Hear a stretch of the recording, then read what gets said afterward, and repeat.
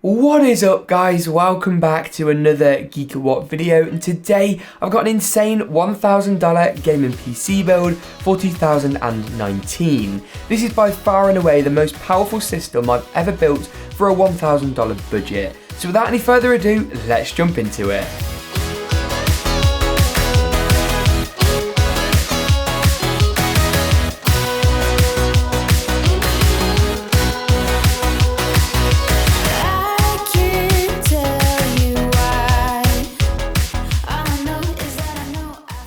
The Netgear Nighthawk XR500 is the ultimate gaming router. Just look at it, with best-in-class hardware, dual-band 802.11 AC Wi-Fi for speeds up to 2.6 gigabits per second, a dual-core 1.7 GHz processor, and running Juma OS. It's pretty nuts. The included bandwidth allocation functionality allows you to prioritise devices in your home and choose how bandwidth is shared for the most optimal performance. Learn more at the links in the description below.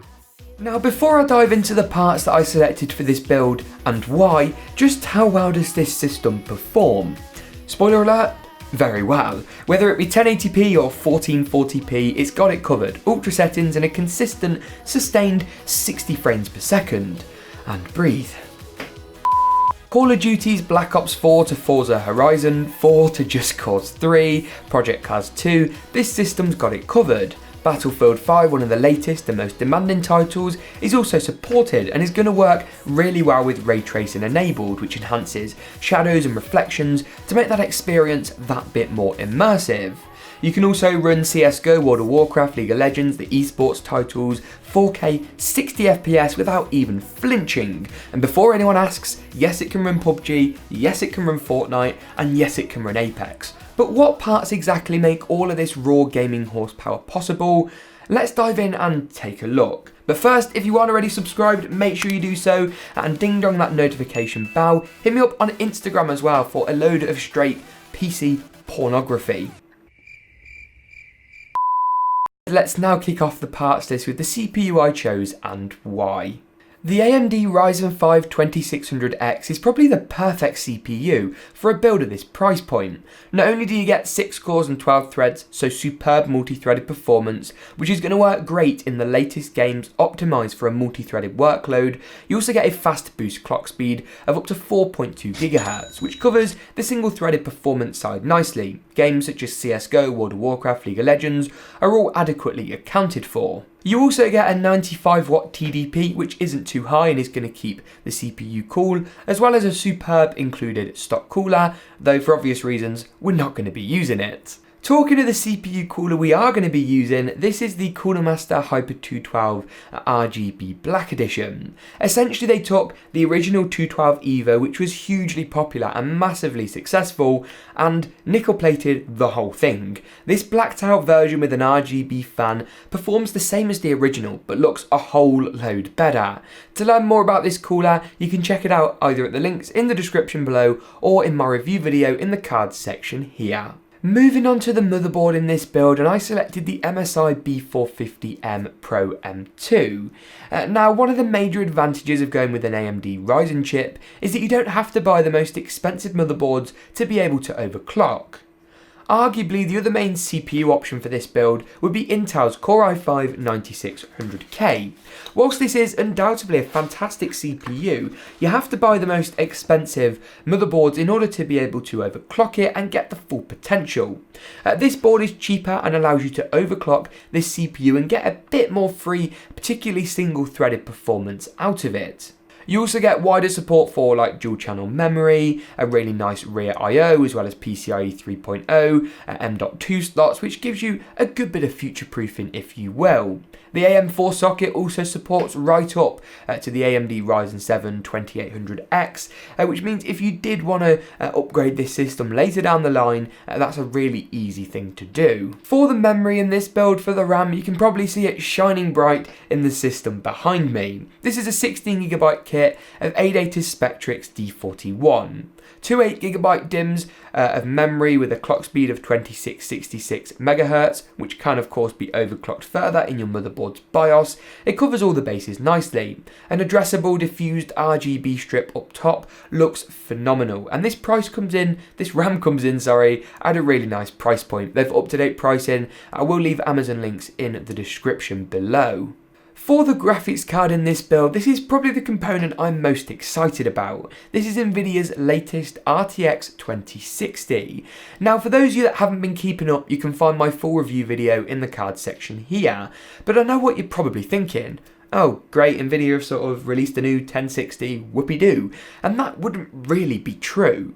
This GPU has performance that aligns more to that of a GTX 1070 Ti from last generation and is, in all fairness, priced accordingly. You do of course get support for Nvidia's latest proprietary ray tracing technology, which enhances shadows and reflections in games such as Battlefield 5 and creates a much more immersive gaming experience, as you can see on screen now. Interestingly, in this build I actually opted for the Founders Edition card, and there's good reason for that. Previously, Nvidia sent sort of the Founders and the reference cards, whatever you want to call them, out to the likes of Asus, Gigabyte and MSI, as well as to YouTubers, media and reviewers, so we could get an idea of just what the card was all about. Nvidia have changed tactic now though. Not only is this Founders Edition better in its design, with a better cooler, better overclocking headroom and a stunning design with a wraparound backplate and front shroud, they're actually selling this card direct to consumers. You can pick it up off Nvidia's website for a price that, wait for it, sits lower than pretty much every other card from Asus, Gigabyte and MSI. Now I won't jump into the politics of why that is, but if you want RTX 2060 performance without breaking the bank, this is the way to go by far and away. Moving on to take a look at the storage configuration in this build, and this is admittedly where my decisions get a little bit controversial. A Seagate Barracuda 2TB hard drive gives loads of mass storage space, and the 7200 RPM speed is as fast as mainstream consumer hard drives tend to get. I've got loads of these drives and never had a single one in terms of reliability, but it is a hard drive, so failure rates are going to be higher than SSDs, for example. In 9 times out of 10, I would recommend also picking up an SSD drive, like this ADATA M.2 SX8200 Pro, which really is pretty good value for the price point. But in this build, there just wasn't the pricing flexibility to do so without impacting the gaming performance significantly. For the penultimate part in this system, for the case, I must admit I've got a bit of a sweet spot for this one. This is the Cooler Master Q300P.